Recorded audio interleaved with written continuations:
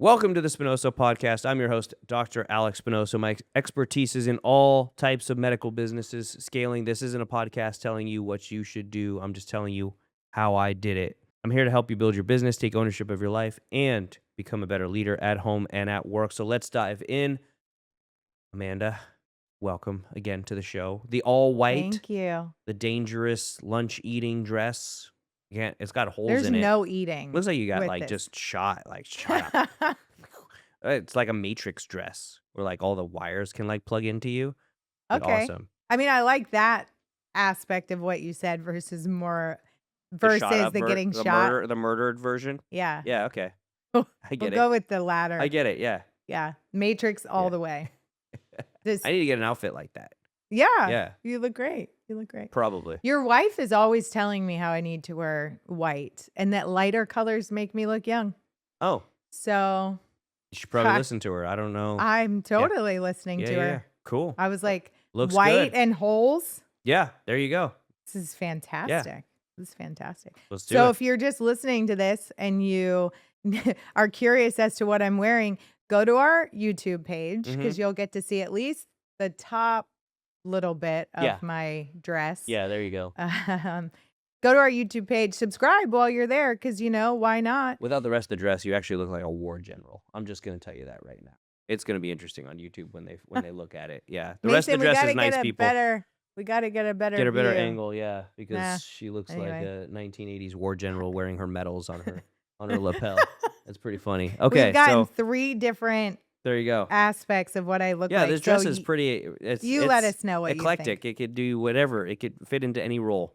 Yeah. I went from being a gangster to being sci-fi to being a war general. There you go. What a great combo. Okay, so today we're going to talk about Gen Z. Let's do it. Hire them, lead them, fire them. What do we do? Because these are no longer kids. And I actually have a Gen Zer. He's 21, going on 22. These are our new interns, our managers, our new hires. And if you run a business, odds are you're already learning about them, leading them, talking to them, hiring them, all of the good things. So one of the common knocks on Gen Z is that they seem entitled or they have a lack of skill set, but they are the most tech savvy. And I think, are you Gen Z? Oh, Mason's Gen Z. Mason's Gen Z. Mason, when you're also, let's just go back. Gen Z is like 1995 to 2010 is like the range. Mid 90s, early 2000s. When were you born, Mason? 1999. Oh, that guy is Gen Z. Gen Z. Yep, makes a lot of sense. Super tech 100%. savvy as we're Yeah, talking about yeah. that. So what do you think about leading Gen Z effectively? They suck. No. No. Oh gosh, it's totally different to lead Gen Z than it is to lead millennials. I'm part of the millennial crew, if you will. I think in general, as you get older, there's always the aspect of these young kids don't know what they're doing. I think that's just a natural part of humanity and growth because you don't understand the younger group and the younger group and the younger group, and it's totally different, and it's becoming even more different with AI and social media and how fast the world is moving in that direction. But so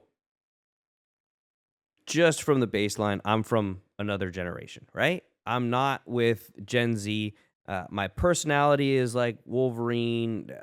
Emotional intelligence is not my first skill set. Like I told my legal team the other day, fired one of the one of the paralegals on our legal team, and because she's like, well, if you talk to me that way, we're not going to get anywhere. And I simply said, you're fired.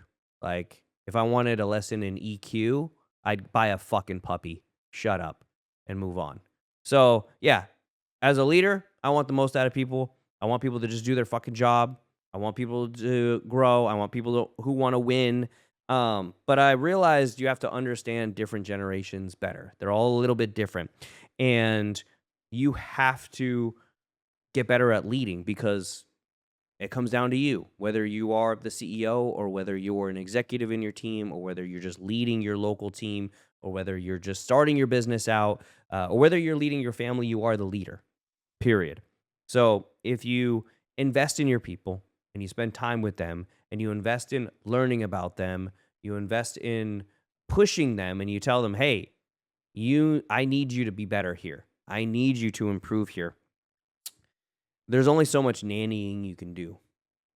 If they're not going to respond, then hey, sometimes it's best to just go in a different direction. That's the best thing that you can do for yourself and for them. But that being said, a good leader has to take context into every single approach. And Gen Z is a big proponent of context.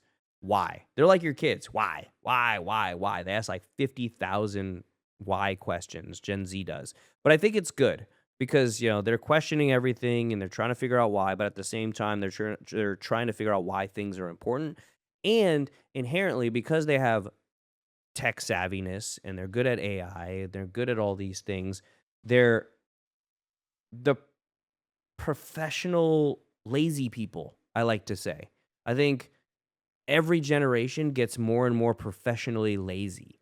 That's not a negative thing. What it is if you're professionally lazy, you want to figure out how to make things better so that or more or automated to where you don't have to work as hard. So, I don't want to work as hard as my dad does in construction and contracting with invoices on paper and having to figure out a logbook on calling. Like we automate all those things, which is great. So it's the same with the generation after me. They're going to be even more automated, which you could argue, well, that makes them more lazy. But again, they're just being more efficient with their time so that they have more time to do other things that aren't the day in, day out. No, I have to have this much effort at this amount of time, etc. So every good leader has to figure out what type of person they're talking to. And Gen Z isn't the lazy people that always say that everybody's gonna say. Gen Z's lazy, Gen A is lazy, millennials are lazy. It's gonna be the same story every single generation forever. Gen Z's gonna wake up one day and be 40 like I am, and be like, "Oh, them 20-year-olds are lazy." It's the same thing. But you have to figure out what makes your staff tick, what makes them struggle, and how to bring the best out of them. So that's I think what we should talk about. Yeah, let's dive in. That's great. Frustration's real. Let's be honest here. The Gen Z grew up online and sometimes they can struggle with face-to-face communication. So when you are in a business and you have to communicate and understand and work together on a common goal, that can be a tricky aspect to navigate. They want flexibility. They also want quick promotions, but out of all the generations, this is a generation that wants purpose. They wanna know that what they're doing makes a difference and that it matters. And sometimes they want those things faster than what they've earned it, but and that's where the frustrating part comes in for business owners because it's like, that takes time, But interesting to think about the generation before us, they would say that we were the same way because what took them when you really think, well, your dad's a business owner. I come from well, I have a lot of truckers on the men in my family are truckers. I mean, they were gone for weeks on end. I mean, there was no life family balance. It was like they were on the road.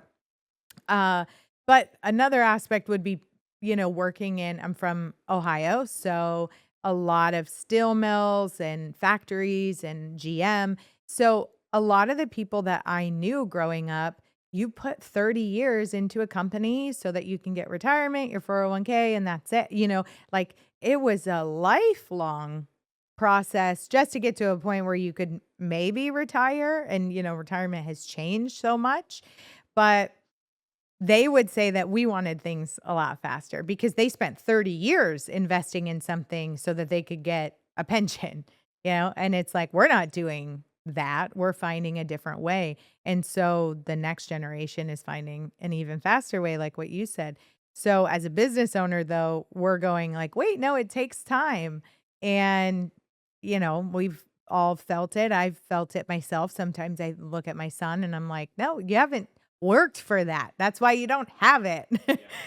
But so there's some frustrating parts, especially when you have kids that are, you're managing mom son relationships or that dynamic. But um as a business owner, what do you think is the most frustrating part when it comes to Gen Z and having them in the business? No, I think one of the things you hit the nail on the head is that a lot of Gen Z, they grew up online, and when you look online, everybody's winning. Everybody's making $100,000 a year, and everybody's improving. Everybody's doing better than them, and so I think sometimes there is an aspect to they feel that they deserve things from the get go. When I started my career, I, I worked for free at Genesis for quite a while. And then I worked for barely being able to pay my mortgage and my car note. And then every single dollar that we earned extra went back into the business for years and years and years. Now, that's an entrepreneurial choice that I made in the direction that I went in. But we have some people nowadays who have no experience and they want 30% of above the market value, or they want 30% above the market value and they're doing a simple front, end phone call job. And it's like, that's not reality of the market. And when they look online, they're being told, no, know your worth, and this is what you're worth, and you should hold out for more and tell your uh, employer, fuck you, like, I'll find another place. I mean, it's crazy sometimes what these businesses have to deal with. And there was a news story that came out that showed it was like 25% of Gen Zers had brought one parent to their first interview for a job. Hmm. Like, are you kidding me? It's like Step Brothers right there. Step Brothers type bullshit right there. We're like, you brought your parent to your first job. The amount of we've had some interviewees that show up in like nothing, like skimpy clothes or torn jeans or something that's like not put together or fashionable by any means. They just look like bums showing up. And so, I think that's some of the frustration when we've seen that, and it's like, oh, the grumpy old man who's the boss doesn't like that type of shit. It's like, no, we created a culture around here that even the staff is like, what are you thinking? Why did you show up like that? Or why are you doing that?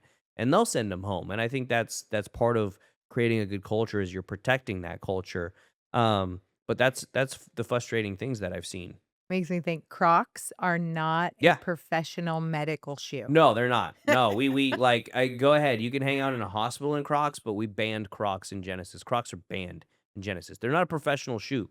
You don't look good in Crocs. I don't care how cool you think you are in sport mode. You don't look cool in Crocs, period. Doesn't look good. It's You terrible. can't wear them to the podcast either anymore, Mason. Yeah. Yeah, don't be wearing your Crocs to the podcast, Mason. I don't wear Crocs. Look at them barefoot ass toes. God, you look like a hobbit. I wear Birkenstocks. Let the record show. Birkenstocks. That's old school. German right there. engineering. German engineering. The shoes of the future. They are filled with cork. They are the most comfortable shoes in all the world. They are. I'll stand by it. Yeah. Oh, that's good. I laugh at your foam shoes. You have no arch support. Oh, hilarious. Sports mode? I've been in sports mode my whole life. This is a Okay. some insight to as it. to what happens behind the scenes Yeah. that I get to be involved in. At least Gen Z sometimes Great. knows about my jokes because they sit around on the couch all day and watch movies, Because I have do no nothing. idea. So I have no idea what you're referring to. I just think you guys are funny. yeah, that's it. That's about it. That's I just look and really, laugh. really not referring to anything other than shoes. So Great. Uh, so that being said, we've talked about frustrations, but the strengths are real too. There's great things about Gen Z. This is not a podcast hating on Gen Z at all. This is full picture, broad perspective. On the flip side, there are some cool things like the tech. I mean, if I have anything going on with any of my tech stuff, I'm like, Isaac, come help me. How do I turn this phone on? Like he's like, oh, just this button right here, mom. So they're a lot more entrepreneurial because they want the freedom, the flexibility. That I think is where the purpose aspect comes in. Like, why am I doing this? What's this for? There's got to be a bigger reason.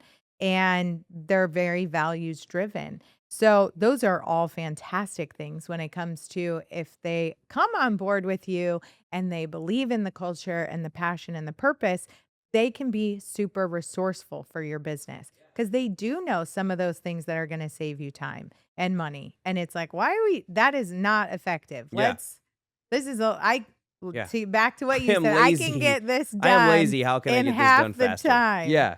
Let's do that Yeah. in there. Yeah, no, you're absolutely right. And the great thing about Gen Z as well is honestly, sometimes they'll take less money because they are more purpose driven or they want a better schedule. And again, we're a med spa, a medical company, and my other companies are medical companies. So some of the jobs are literally you have to be here 40 hours a week. Some jobs there can be less hours. So you can hire Gen Z that want to only work 20 or 30 hours a week. It's not my fault if they can't pay their bills. That's not what I'm arguing about. But they are very, tech native. They know how to do and program these things. I mean, a lot of our marketing companies and marketers and CEOs of the marketing companies now and the AI companies that Brent and I are meeting with, they're all in their mid-20s, and I'm like trying to keep up with these kids and what they know and how they're integrating things, and it's like, damn, this is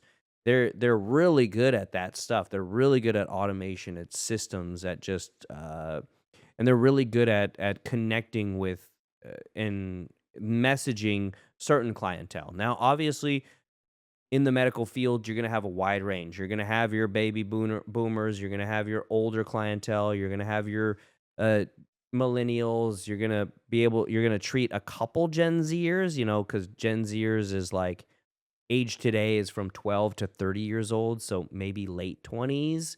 We're treating some of those clientele. But for the most part, they're really good at implementation and tech and the backside of things. And if you put them into meaningful work, if you show them why their work is meaningful, they will run through walls for you. They will be inspired. And that's really how you have to talk to that group a little bit differently, is like inspiring them that, hey, your work matters. This is important, that what you're doing is important and a part of this process. Yeah. With Isaac, something I've noticed is that he isn't quick to jump into relationships, which is also an aspect of career. Like he's not quick to jump into this next thing or this next thing. Like he really wants it to matter. So he's had a few different females that he has spoken to, but over time he's like there just wasn't the connection wasn't there, or the conversation felt dull very quick. Like there's things he's looking at in a relationship that keeps him from moving forward like quickly, that I'm like, why I never even thought about those things. And I see that also play out in his career path. He's not quick to be like, okay, I got to do this next thing. He's like, I want to focus on this one thing for a long time and see if it works out, which is great for seeking commitment over compliance, which is something that we talk about a lot within Genesis. Want people to be committed to the purpose and the plan that we have and not just comply because we've told them to. That's a big difference from generation to generation. I know I heard I'm sure you did, knowing your father, just do it because I said so. Yeah. Yeah. Do it because I'm the parent. Do it because I said so. Do it because I'm the adult. Yeah, absolutely. Yeah, and as time has gone on and you haven't experienced this yet, but I know for myself with Isaac, I've spent a lot of time explaining to him. There's not really been times I've been like, do it because I said. It's like, here's why we're doing it. Here's how we're doing it. This is going to be the result. He understands. So I've conditioned him to be that way. And so that's maybe another part of Gen Z that we're not really talking about is millennials made Gen Z the way that Gen Z is because we are in a different space where we are taking the time as parents to educate our kids in a different way. Yep. And it's not just that hammer down just because I said so, Yeah. Yeah. because I'm the parent. Do as I say and not as I do. No, we don't do it that way. We lead by example. We explain things to them. We let them know, the big reason, the big vision, the family goal, whatever it is. And so they're taking that out into the workforce and going like, I want those things too, Yeah. Yeah. which is great. It makes me curious what will happen now. We have very little ones because I've got Elliot too, who's young, and your 4 are under 3 years old. So what happens with them? They are growing up in a world where tech is something that is embedded in their life from day one. So it's like, what's that look like? That came a little bit long later for Isaac. I think he was like 7 or 8 when I finally got social media and like a cell phone and stuff. So I think while most of his life it's been there, for our younger kids, they're starting out with it. Yeah. And AI is now a big part of life. So I'm curious. We'll see what happens 10 years later in this podcast. Exactly. Right. What We'll still be happens here. with our kids at that point. Yeah. But yeah, the strengths are real. And so how do you leverage the digital skills? You talked about the marketing teams, and I've seen their little pictures pop up, the little icon image pop up on emails, and I'm like, these guys look so young. I've Yeah. thought about that. Yeah. They're like 12. Yeah, they're like 12 really years old. young. How do you leverage that so that we can bring some of those things into the company? If you're listening and you're a medical entrepreneur and you own some sort of medical business or med spa business, you want to be in Dallas on November 14th at the Adolphus Hotel. We are holding a free event for our medical mastermind, Charismatics. We're going to dive into your businesses, help you remove roadblocks, help you scale. We're going to have some great speakers who have done it themselves and grown to multiple 7 figures in business. Again, that is a free event. Go to conclave.joincharismatics.com. There'll also be a link below in the bio or in the description of this video. Click on it, register, and we'll see you there. So anybody who is dealing with Gen Z or working with Gen Z people, the biggest thing I think they got to remember is that Gen Z isn't like our parents' blue collar or isn't like us. Most of the time, I mean, they're motivated by money, but not ridiculously motivated by money. There's studies that show they're more motivated by lifestyle. Their work-life balance was like number 1 in what they're motivated by. So, and at the same time, purpose was what they're motivated by more too. I know we've had some Gen Zers that don't want a raise, they want a purpose or they want a title or something like that. And I don't get that, but it's okay. That's what they want. I'm like, just give me more fucking money. I'll do whatever you want at that point. But I think a lot of them have started to ask for a purpose. So it's directing them towards, hey, this is why you're doing what you're doing. This is why it's important. This is how it fits into the grander scheme of things. And that also feeds into that purpose lifestyle where people are like, okay, I want to be a part of something bigger than myself. So it allows them to do that. At the same time, giving context for their work actually matters as well. So making sure they know, okay, I'm doing X, Y, Z, and that's going to output A, B, C. And that's why, and it's important because of, again, X, Y, Z. It's like, why are you doing this? Why is it important? How does it help the entire machine move instead of you just being a tiny cog And then making sure that you're providing feedback with them. Like you have to, gosh, almost it's not like coddling, but you almost have to coddle. You're not coddling because you're not babying everything that you do. You're more coaching them. So the more you can coach them, the more you can provide feedback, the more you can provide information. Okay, I want you to grow here and here and here, or you're doing this really well here, here and here, but I need you to improve here, here and here.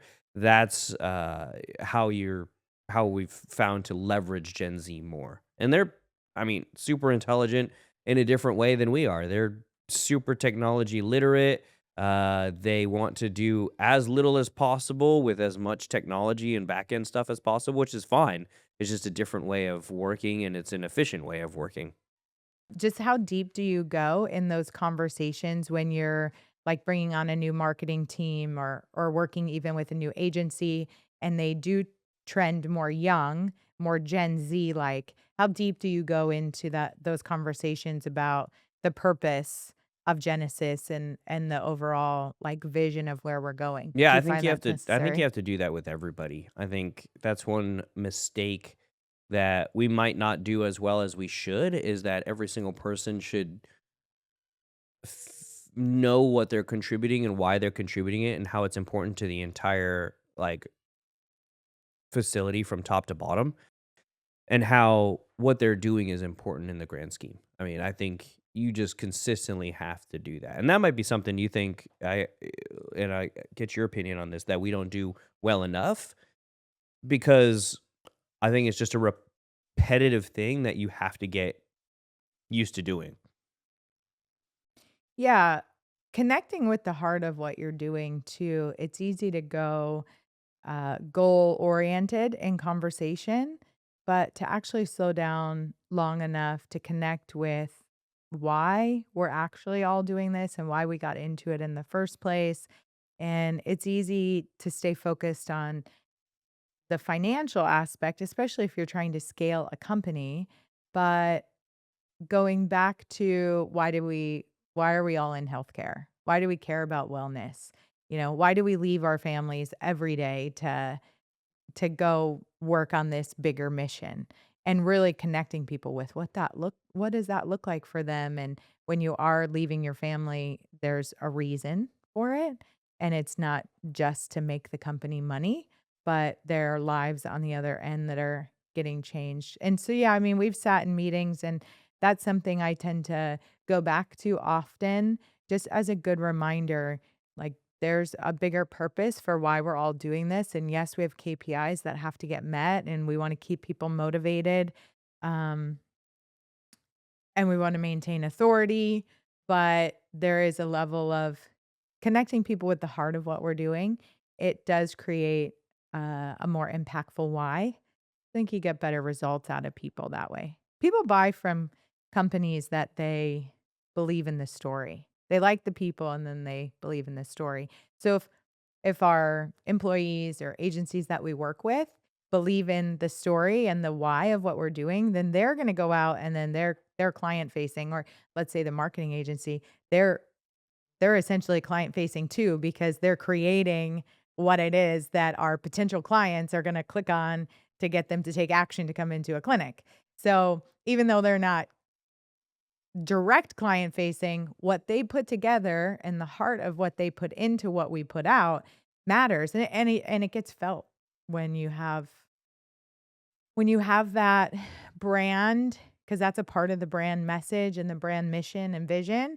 Like when that's in everything that you're doing, that gets felt across all platforms, be it email, uh, messaging, like SMS type of messaging, ads, like that should be felt through everything that gets created and put out in front of a customer or a potential customer. Absolutely.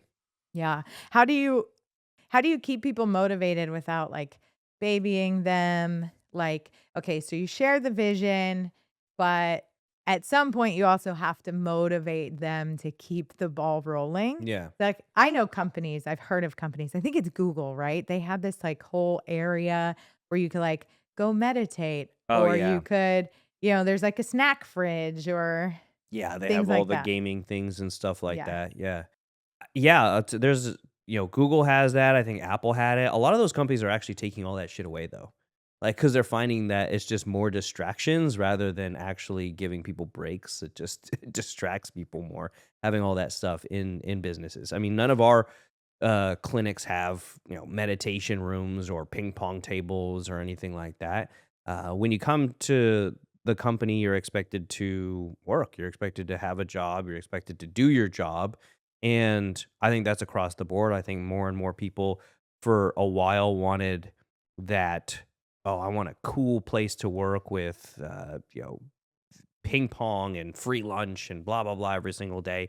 I think a lot of companies did that for a while because it was just that's what I don't know was perpetrated out there. But I think a lot of companies are falling back on the fact that no, like we have a mission, we have a vision, we want you to be a part of it, but at the same time, we're not going to over coddle you or over, you know, bend over backwards for you because you feel like you need to have a ping pong table during lunchtime or like, cutesy break shit for yourself.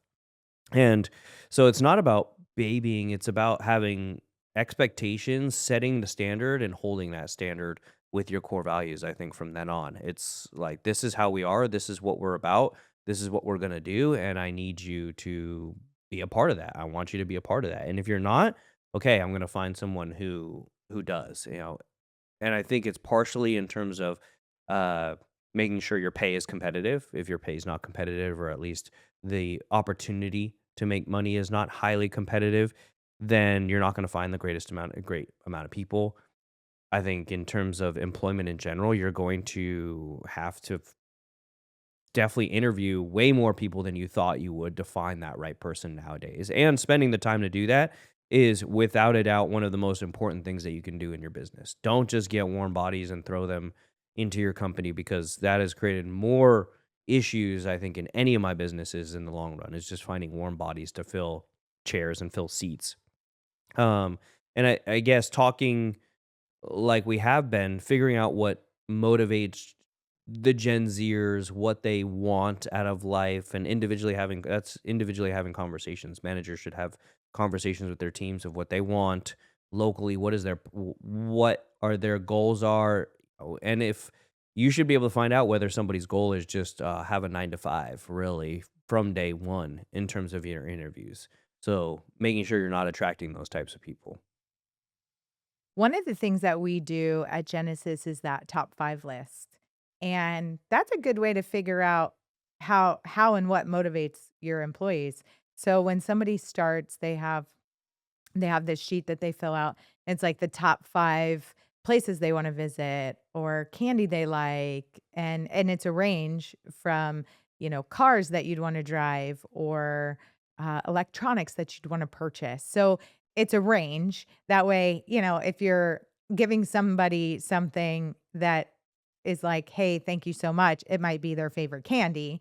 They know you're giving them the thing that they really like, which is their favorite candy. Or there might be some like, "Hey, you wanna work toward a new car? Well, here are the sales goals to get there," you know? And so that could be motivating for sure because people are working for what they want, not just some random bonus or some random trip that they don't really care to take, but they're actually working toward the trip that they desire to go on. Um, and then it's about the when and how. I think it makes a difference. So we're talking about Google or Apple and all these things that, they've given people like ping pong tables or free snack lunches or, things like that. But one of the things that we implemented at Genesis a few years ago was from the EOS model, and those are the corporate meetings. So there's a time and a place for that fun to be had, and they do their work, they reach their goals, they excel, and then the corporate leaders, what we call clinic directors or corporate, our executives within the company, they get to come on a vacation. They get a vacation. It's a work vacation, but it is Mhm. like a vacation because we do fun stuff there. Yeah. Yes, we have meetings We all collaborate. There's an alignment that happens while we're there. There's a lot of camaraderie that gets built because they're having fun with other coworkers. We've got clinics all over the country. So they're getting to connect with people that they don't see on a normal basis, but they're getting to do a lot of fun things. They have great food. So they do get to enjoy those types of things. Just it's like a reward versus an everyday at work type of thing. No, you go, you do your work, and then when you've excelled, now you get to go have all the fun and you get the reward for the work that you're doing. So I think it's a time and a place thing. You don't have to have those things on site for people to be happy about it. You can be strategic, have those meetings a couple times a year.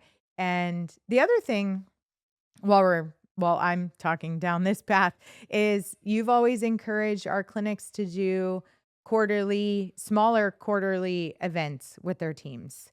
And I've been to a few through our Texas team. Like we all went to Spenga, and it was fun. It was spinning, strength and yoga. It was a 1 hour class broken up into 3 parts, and it was a blast. And we did it with the team, and people are laughing because some people don't really work out, but and then there's me and Gianna in there trying to ride our asses off and beat everybody. So it's like it's fun, and those types of things are always encouraged too. So there's other ways that you can keep people motivated. And it doesn't have to be a snack fridge.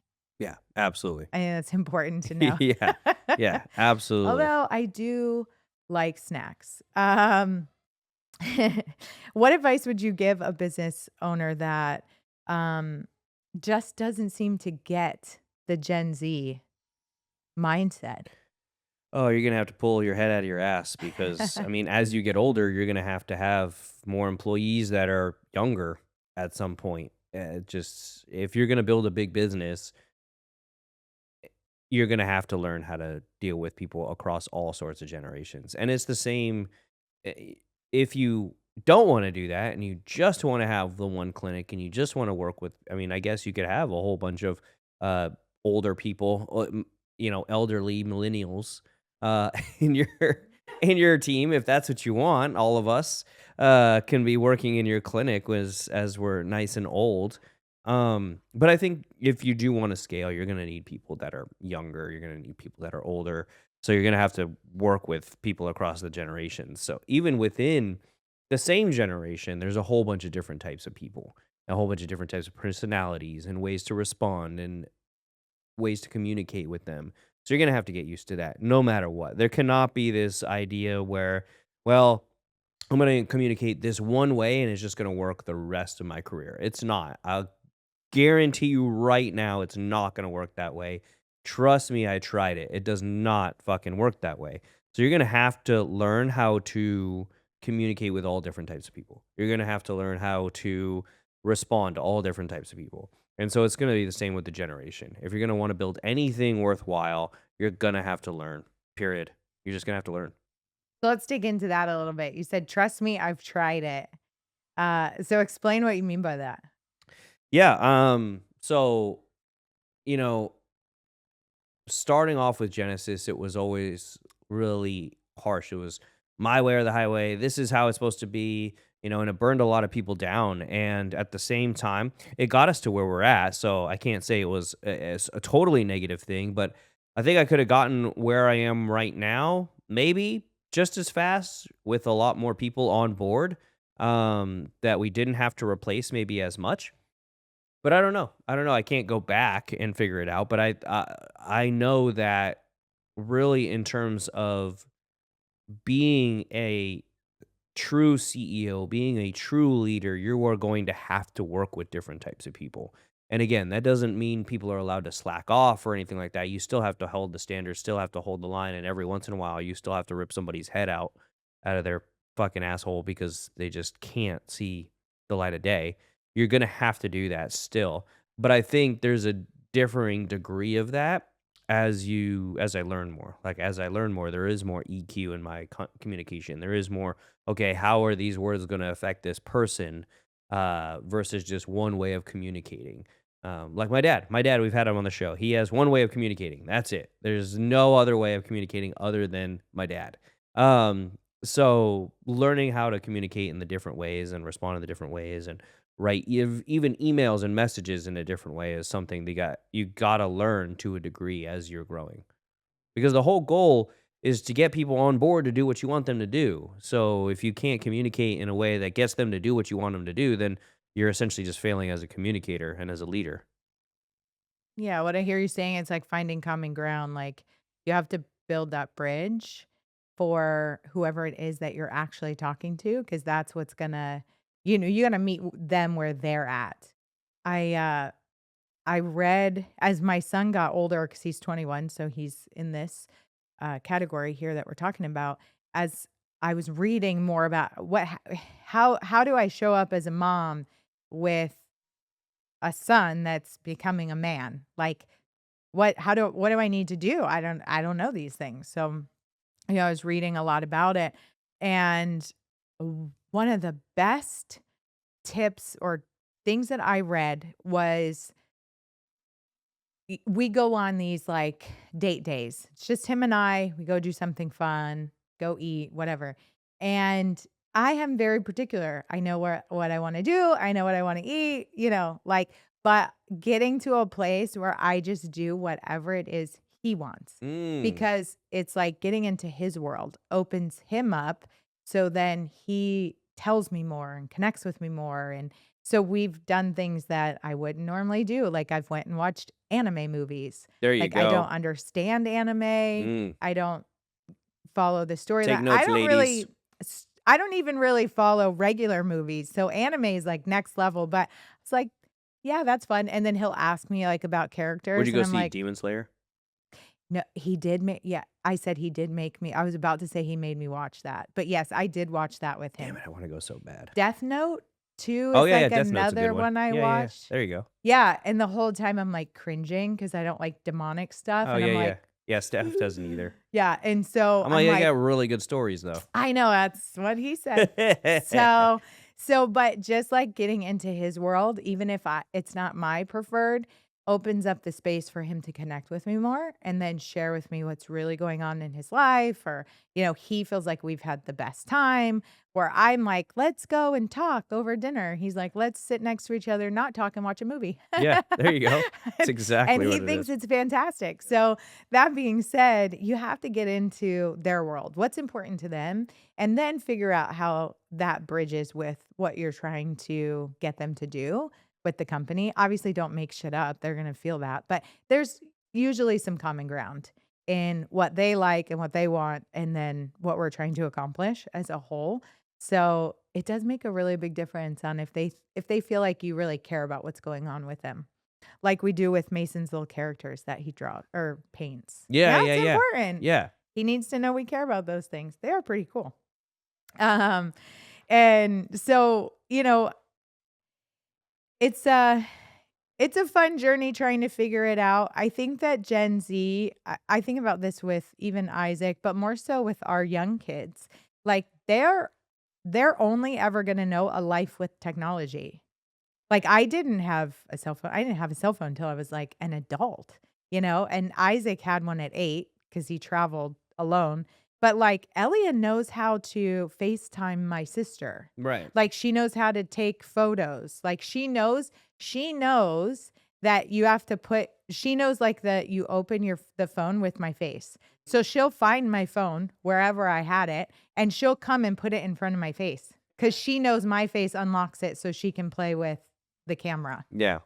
And so it's wild to think Wild. about. That's But super wild. I mean, she's like not even 2 yet. And it's like, it's crazy. But she watches us do those things. And so when you think about the things that they bring to the table, because they do have a totally different perspective than us, it's actually kind of exciting. Because think about where business is going, how much AI is going to be involved in everything that we're doing, and they're growing up in it. So they're going to be light years ahead of where we are, and the value that brings to the efficiency. Like, it's kind of cool if they can figure out how to get things done faster. Those are good things for you to know how to do in your Yeah. business. Efficiency.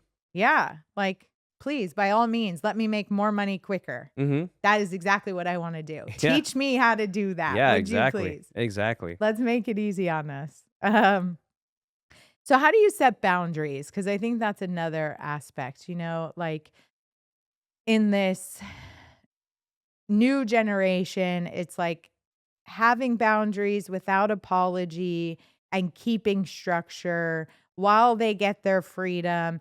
It's an interesting thing to balance all of that. Like how do you see that happening? So I think anyone in general, whether they're part of Gen, I don't know all the generations, Gen A or Z or X or whatever, they still all need structure. They still all need direction. They still want to show up at work and know what to do. They want direction. They want, like, if Gen Z, despite what we say, where they want more work life balance and stuff like that, they still want to go to work and want to know what the fuck they have to do. They don't want to just show up and figure it out or make it up or wing it. They want to succeed. They still want to succeed. In that success, you have to give them direction. You have to tell them, hey, this is what I want you to do. You have to give feedback to them. Like, this is clarity on, hey, you did X, I need you to do Y. So responding to them and making sure that they know, hey, these are where my boundaries are. This is what I'm supposed to be doing. This is what my goals are. And this is how it's contributing to the entire group. I think that's how you could set those boundaries, because anything outside of that, you could say, hey, look, that's not what we do here. That's not our core values. Or, I mean, I told you to do X, Y, and Z in terms of a project or a procedure, and this is why it was important, but you decided to do this differently, and that's not what I need you to do. So the way Gen Z is attitude wise is still beneficial to businesses. It's not that they are lazy or don't want to do what it takes to be successful. They want direction. They want to be successful in their job. Because in the end, they want money. Everybody works for themselves. They want money. If they have a good work-life balance, they're going to work their asses off when they are at work. And so you have to make sure that your standard is non-negotiable. Like, I don't care what generation you're in. These are our core values at Genesis. I mean, we've let people go that are in their 20s for core value issues and that are in their 50s for core value issues. That's just the standard that we hold. It doesn't have an age or a generation label on it. In the end, a lot of people act like Gen Zers drive them crazy. And that's just the reality. Sometimes different people drive you crazy. But Yeah. I've always Having a heard, team is going to drive you fucking crazy, period. doesn't matter. Doesn't matter. Male, Doesn't matter. female, Yeah, doesn't matter generation. what the fuck they are or what generation they're in. I've always heard the statement too that if there's two people that are the same in a room, one of them's not needed. Mm. And I thought about that as I developed my career. Like, there's certain things I'm really good at, but there are things that there are people that are better in certain areas. Like, how do I surround myself with those people? One, I can learn from them. Doesn't mean I need to try to compete with that, but like, okay, so let's collaborate and figure this out. And so it's about meeting Gen Zers where they're at. Find their purpose, find their vision, their goals, the things that they love, and meet them there. Find the things that they're great at, meet them there, pull that out of them. And that's where you end up creating real potential with your team and also with where your company can go. So it's just meeting them where they're at, letting go of all the judgments. I think about that with our parents. I mean, my mom would tell me for the first like 10 years I was in business, it's okay if you want to like stop all this and go get a real job. Mm-hmm. I'm like, I have a real job. I'm actually working more than most people who have a real job. And so I think about if I were just to have subscribed to that mindset, like what I would be doing with my life versus what I have decided to do with it. And, they have like all kinds of cool things that we can learn from them if we're willing to stay open, appreciate where they're coming from, and really explore what they know and what they bring to the table. That would be a sweet spot Yeah, in success. absolutely. That's killer. In closing, guys, remember that no matter what, any generation's going to have their quirks, they're going to have their beliefs. It's just part of running a business. You're going to have to work with all sorts of people and have all sorts of people on your team because they're all highly successful or highly skilled in one or two things that you need them. You need them to grow, you need them to improve. They're different than boomers, they're different from Gen X, but look, that's what makes them successful, and we're gonna leave them with the world beyond us leaving, and they're gonna have to teach someone else. So the more you impart onto them, the more hopefully they bring that to other people. It's really like any type. If you're allowing your kids to be mentored and taught by someone else, they're gonna learn somebody else's values. They're gonna learn somebody else's skills, and so if you want your team to learn your skills and your values, you're gonna have to teach them that, and that's just gonna be no matter what, how it's going to be. So make sure that you really speak to them. Make sure you care about your staff. Make sure you listen to them and allow them to provide feedback. And with that feedback, you use whatever you need to in order to grow and get on the same page and improve. Awesome. So, if you want more of this great stuff, follow the podcast, Apple Podcasts, Spotify, all the platforms. We are there. YouTube. Check out Dr. Alex's page, dralexbonoso.com. There's a bunch of free courses on there, and there are some cool events that you can attend for free. There's a lot of ways to dive in. So if you're listening to this and you're wanting to know more, check out Dr. Alex's platforms because there is so much juicy information you can use in your business. Real time, real life, implementable information at your fingertips for free. So stay tuned. We're excited that you're listening, and we'll catch you next time.